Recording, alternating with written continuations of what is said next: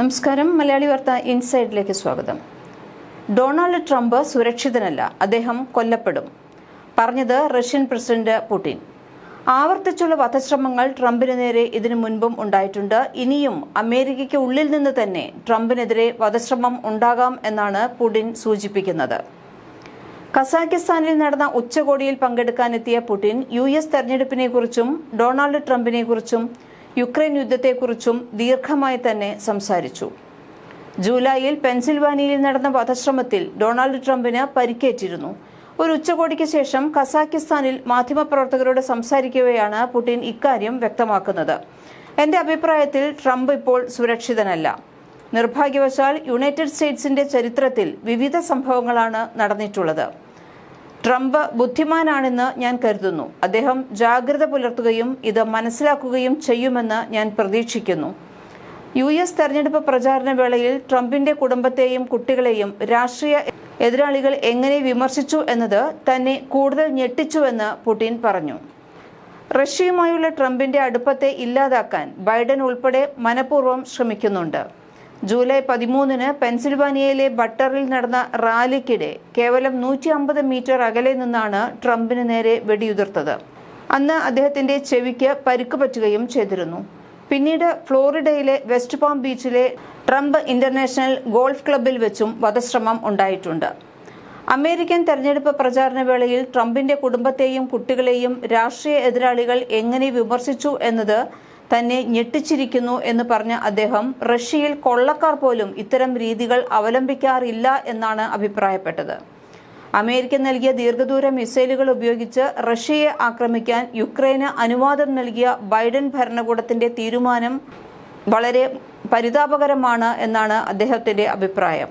ഇത് സംബന്ധിച്ച ചോദ്യത്തിനോട് പുടിൻ പ്രതികരിക്കുകയും ചെയ്തു. ഒന്നുകിൽ ട്രംപിനെ പിന്തിരിപ്പിക്കാൻ എന്തെങ്കിലും നൽകിക്കൊണ്ട് അദ്ദേഹത്തെ സഹായിക്കാനുള്ള ഒരു തന്ത്രമാകാം, അതല്ലെങ്കിൽ റഷ്യയുമായുള്ള അദ്ദേഹത്തിന്റെ ഭരണകാലയളവ് കൂടുതൽ ദുഷ്കരമാക്കാനുള്ള ഒരു വഴി സൃഷ്ടിക്കുകയുമാകാം.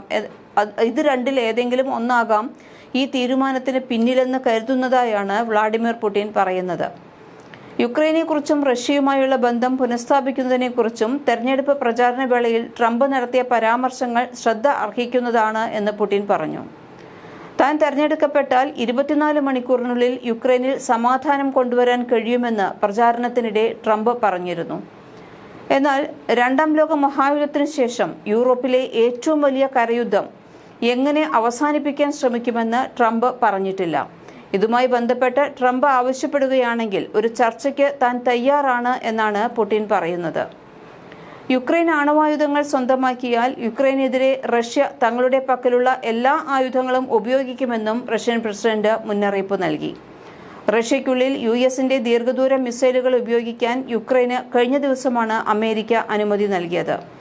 റഷ്യയുടെ മുന്നറിയിപ്പ് അവഗണിച്ചാണ് ജോ ബൈഡൻ യുക്രൈന് അനുമതി നൽകുന്നത്.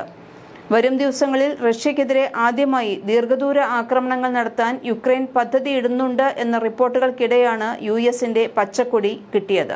നിലവിൽ റഷ്യയ്ക്കുള്ളിൽ യുക്രൈൻ നടത്തുന്ന ആക്രമണങ്ങൾ ഡ്രോണുകൾ ഉപയോഗിച്ചാണ്. കാസ് മേഖല ഉത്തര കൊറിയയുടെ സൈനികരെ ഉപയോഗിച്ച് പിടിച്ചെടുക്കാനാണ് റഷ്യൻ തീരുമാനം. യുദ്ധത്തിന്റെ ഗതി മാറ്റാൻ കെൽപ്പുള്ളതായിരിക്കും അമേരിക്കൻ നയം.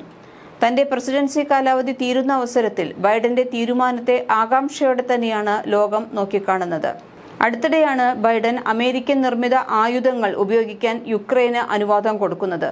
ഇതേ തുടർന്ന് പുടിൻ വളരെ വ്യക്തമായി തന്നെ പറഞ്ഞിരുന്നു, ഏതെങ്കിലും രാജ്യം റഷ്യൻ മണ്ണിലേക്ക് ആയുധം ഉപയോഗിക്കുകയാണെങ്കിൽ ആ രാജ്യത്തിന് എതിരെ ആക്രമണം നടത്തും. അത് യുക്രൈനിൽ നിന്നുള്ള ആക്രമണമാണെങ്കിലും ആ രാജ്യം ഏത് രാജ്യത്തിന്റെ ആയുധമാണോ ഉപയോഗിച്ചത് ആ ആയുധത്തിനെതിരെയായിരിക്കും റഷ്യയുടെ ആക്രമണം ഉണ്ടാകുക എന്ന് വളരെ വ്യക്തമായി തന്നെ പുടിൻ പ്രതികരിക്കുകയും ചെയ്തിരുന്നു.